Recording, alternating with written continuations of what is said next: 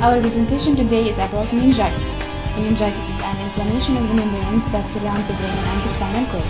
Meningitis can be caused by infectious or non-infectious agents. Infectious agents as bacterial, viral, fungal, or TB. Non-infectious as non-steroidal anti-inflammatory drugs, or brain surgery, head injury, lupus, or cancer. In neonates, meningitis is mainly caused by Listeria monocytogenes, Escherichia coli, group B streptococci. In infants, by Streptococcus pneumonia, Haemophilus influenza, Neisseria meningitidis. In children, by Neisseria meningitidis, Streptococcus pneumonia. In adults, by Cryptococci, Mycobacteria, Neisseria meningitidis, and Streptococcus pneumonia. The viral meningitis occurs mostly in children younger than age 5, in contrast to bacterial meningitis that occurs in preteens and young adults. Mostly between college students living in dormitories, military personnel, and children in child care facilities. Pregnant women are at an increased risk of catching brucellosis. Now, the sequential steps that allows the pathogen to reach the meninges.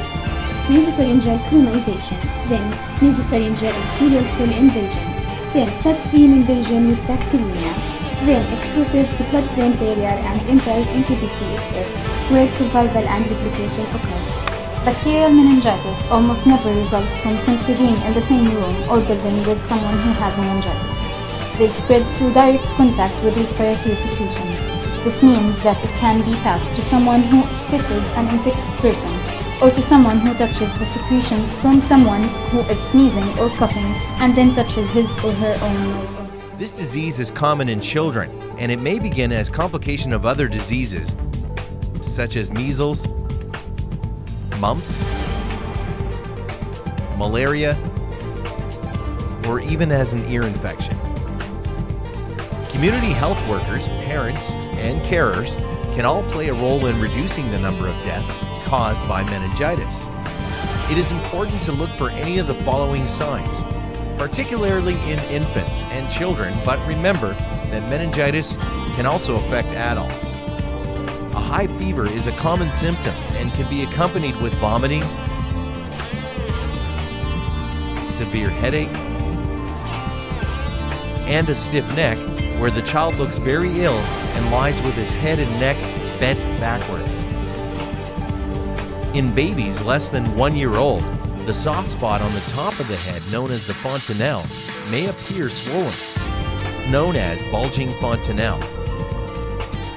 Sometimes a child suffering from meningitis may also experience fits or convulsions.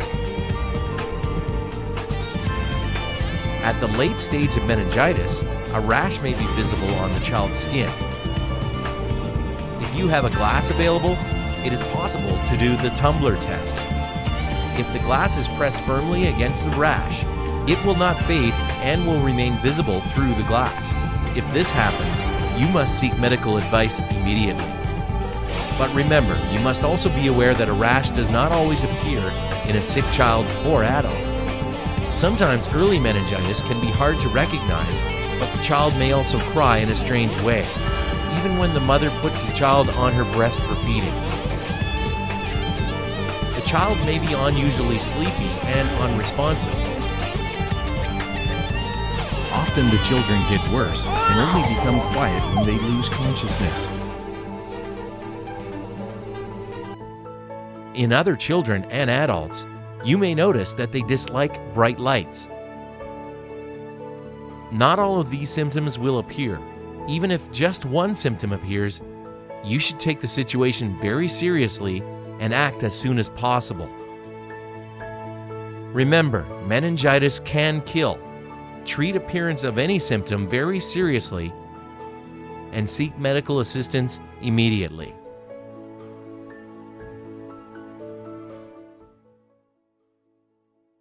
In lab diagnosis, first we perform a lumbar puncture for CSF analysis, which distinguish between viral and bacterial meningitis. In bacterial meningitis, the white blood cells count is more than 1,000. Neutrophils more than 50. Glucose is less than 30 mg per deciliter. Proteins are more than 100, and red blood cells from 0 to 10. In contrast to viral meningitis, in which white blood cell count is from 100 to 500, neutrophils less than 40, glucose less than 30 to 70 mg per deciliter, proteins from 50 to 100 red blood cell from 0 to 2. And we can do another test as blood test, chest x-ray and CT scan or MRI to confirm 10% of meningococcus meningitis are fatal. Long-term effects are seen in about 10% of those who survive bacterial meningitis.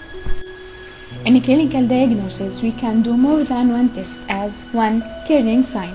It's positive if pain in the lower back or posterior thigh occurs when knee is extended while the patient is lying in the supine position and the hip is flexed at a right angle. Brudzinski sign. It's positive if knee and hip flexion occurs when the neck is flexed while the patient is in the